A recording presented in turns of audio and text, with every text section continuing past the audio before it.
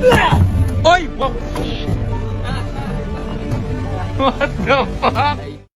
Magandang araw. Ayon kay Casimero, chicken lang sa kanya si Inoue at parang Juan Manuel Marquez, nasira ang speed bag sa lakas ng suntok ni Casimero. Kilala si dating 3 Division World Champion General Cuadrolas Casimero sa kanyang walang katulad na panggulat sa loob ng ring at walang takot na estilo ng paglaban. At dito sa video ng kanyang ensayo, ipinamalas ni Casimero ang kanyang lakas ng suntok. Kung kaya niyang magpatalsik ng mga panga at ulo ng kanyang kalaban sa loob ng ring, ito namang kagamitan sa gym ang naging biktima ng kanyang nakakamanghang lakas. Dito sa nag-viral na video clip, ipinakitang buong pwersang pinapatamaan ni Casimero ang speed bag. Sa matinding bilis at bigat ng bawat patama, biglang tumalsik at literal na natanggal ang speed bag mula sa mismong kinakabitan nitong bakal o swivel. Kaya naman inihaalin tulad ang lakas ni General Cuadrolas Casimero kay Juan Manuel Dinamita Marquez ng Mexico,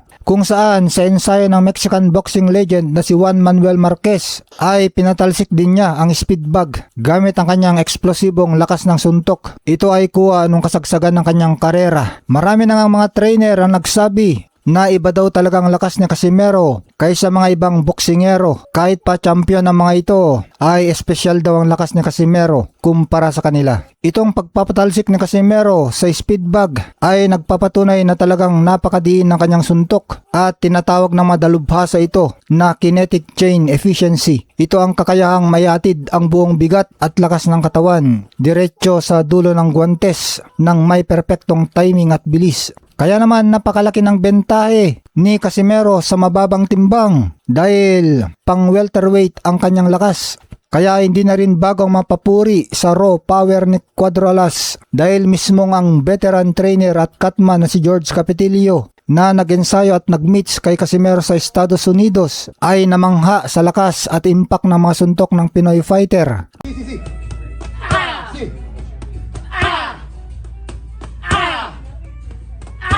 At iniambing niya ito sa lakas ng isang natural na welterweight, 147 pounds. Ayon kay Capetillo, ramdam na ramdam daw niya sa kanyang mismong mga pad at braso ang snapping power ni Casimero na kahit maliit lang ito at lumalaban lang ito sa mas mabababang timbang na super bantamweight. Samantala, hindi pa rin tinatantanan ni Casimero si Naoya Inoue. Nandito kasi kay Inoue ang milyones na dolyar na kikitain ni Casimero kapag nakalaban niya ito. Kaya sa bagong post ni Casimero, sinabi niya na chicken lang sa kanya si Inoue. Ibig sabihin madali lang niya itong talunin. Wala kay Casimero ang katayuan ni Naoya Inoue na isang hari ng pound for pound ngayon.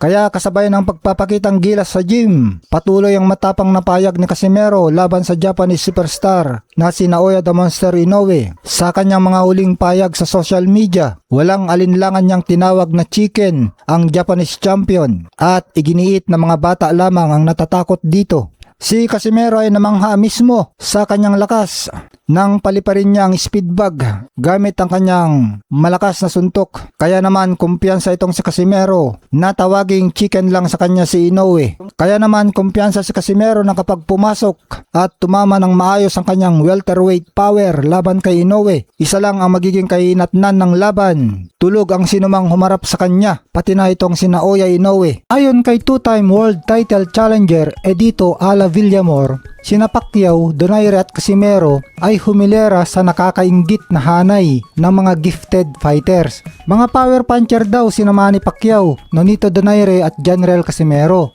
Pero mas mataas daw ang level ng lakas nila sa power punchers. Mga mabibigat magpatama, nakakaiba ang lahi.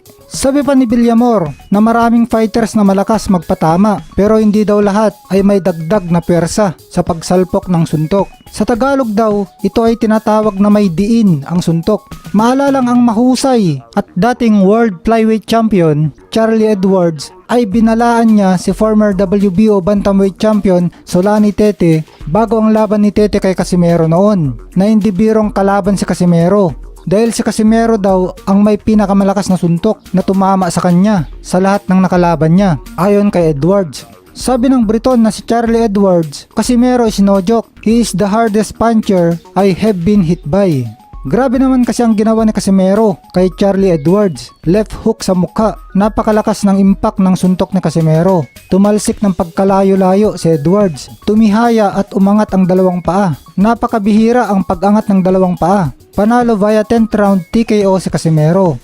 Ang nangyari kay Solani Tete, unang solidong patama lang sa kanya na Casimero, 3 sunod-sunod na right hook, 2 ang tumama sa sentido ni Tete, naalog ang ulo niya, nahilo at bumagsak paluhod. At ito agad ang simula ng naging katapusan ni Tete. Panalo si Casimero round 3 via technical knockout.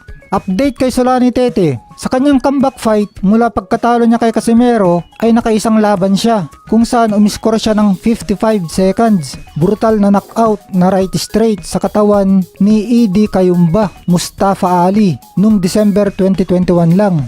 Sinabi din ng kilala sa buong mundo na strength and conditioning coach na si Memo Heredia na mas malakas ang suntok ng Casimero kaysa kay Juan Manuel Marquez. Hinawakan pareho ni Heredia sina 118 pounds bantamweight fighter na si Casimero at 147 pounds welterweight fighter na si Marquez. Katunayan din na napakalakas talaga ni Cuadro Alas Casimero ay 6 sa 7 huling laban niya ay panalo via knockout lahat. Isa lang ang nakalusot na si Guillermo Rigondo na pinabagsak din ni Casimero sa unang round. Pero mula ng bagsak niya ay tumakbo na ng tumakbo ang boring na fighter na si Rigondo. Update kay Guillermo Rigondo, huling laban niya ay kay Casimero. Pero ngayon ay may nakatakdang laban siya sa isang Pilipino na si Vincent Acero Astrolabio.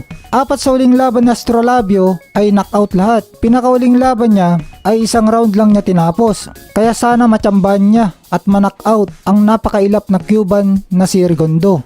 Paglalabanan nila ang WBC International Bantamweight title sa Dubai ngayong February 26. Ang mananalo sa kanila ay malamang magiging mandatory challenger ni WBC champion Nonito Donaire. Sinabi rin ng dating trainer ni Casimero na naging trainer din ng heavyweight champion Tyson Fury at Andy Ruiz Jr. na si George Capitilio na ang lakas ni Casimero ay pang 135 pounds lightweight division at 140 pounds light welterweight division. Sigurado daw siya dito. Sa ngayon ay sa 118 pounds ang pinaglalabanan ni Casimero. Kung ganon, pwedeng-pwede na umakyat ang timbang sa Casimero kung sakaling hindi na niya makuha ang timbang. Maganda pa rin ang kanyang hinaharap. Pwede din siyang makihalo sa mayaman sa talento na featherweight division at labanan ang mga naghahari dito na sina Emmanuel Navarrete, Mark Magsayo at Leo Santa Cruz. Kaya niyang pagharian ito kasi nag-uumapaw pala ang lakas niya dito sa timbang na ito na mas mababa pa ng 2 division sa binanggit ni George Capitilio. At kung totoo nga na ang lakas ni Casimero ay pang 135 at 140 pounds at mas malakas siya kay Marquez na nag-knockout sa matibay na si Pacquiao sa welterweight ay talagang may tulog si Donaire sa kanya na minsan nang na-knockout sa 126 pounds featherweight division kay knockout artist Nicholas Walters. At nagkataon pa na parehong tama sa sentido ang pinang-knockout kay Donaire ni Walters at ni Casimero naman kay Tete. At kapag tinakasan siya ni Naoya Inoue sa pamamagitan ng pag-akyat ng division, ay pwede ring habulin na Casimero ito. Akyat din siya. Sa ngayon ay nasa Cebu si Angas ng Pinas Casimero. Naghahanda para sa laban niya sa April 26 sa Briton na dating IBF Bantamweight Champion at ngayon mandatory challenger na si Paul Babyface Assassin Butler sa Liverpool, England. Sabi ni Casimero na dito daw muna siya sa Pilipinas maghahanda. Mainit kasi ang panahon dito kaya makakatulong sa pagkuha niya ng timbang. Ang 51 years old na head trainer ng Villamor Brothers Gym sa Mandaue ay naranasan sa unang pagkakataon nung nakarang araw ang nanggagalaiting kamao ni Casimero. At sa kanilang punch meets ay napakalakas daw ang suntok ni Casimero at nasaktan daw siya ng gusto sa pagtanggap sa mga banat ni Casimero, sabi pa ni Villamor. Ang mga suntok daw ni Pacquiao at Donaire ay may nakakagulat na epekto at meron din daw nito si Casimero. Ikinumpara ni Villamor si 4 Division Champion Donnie Nietes na sabi niya ay malakas ang suntok pero hindi daw kagaya ni Casimero na may extra na sipa. Lalo tuloy nakaka-excite ang matchup ni Casimero, kina Donaire at syempre kay The Monster Naoya Inoue. Balita naman na nasa final stage na ang negosasyon ng unification title fight at rematch ni Naoya Inoue at Nonito Donaire. Nagkakaisa naman halos lahat na mananakaut si Paul Butler kay Casimero. Sabi nga ni Casimero, 1/4 lang daw ang lakas ni Butler kumpara sa kanya. Dahil nga sa maglalabang muli sina WBC champion Nonito Donaire at Unified IBF and WBA champion Naoya Inoue, kaya mukhang napadali pa kay Casimero na maging undisputed champion dahil isa na lang ang kakalabanin niya para makolekta lahat ng belt. At sang-ayon din sa kanya na magbubugbugan at magsisiraan muna sina Donaire at Inoue bago niya makatapat kung sino ang mananalo sa kanila. Hanggang dito na lang mga lods, paki-like, comment, share itong video at subscribe ka na rin sa aking channel. Salamat sa inyong panonood.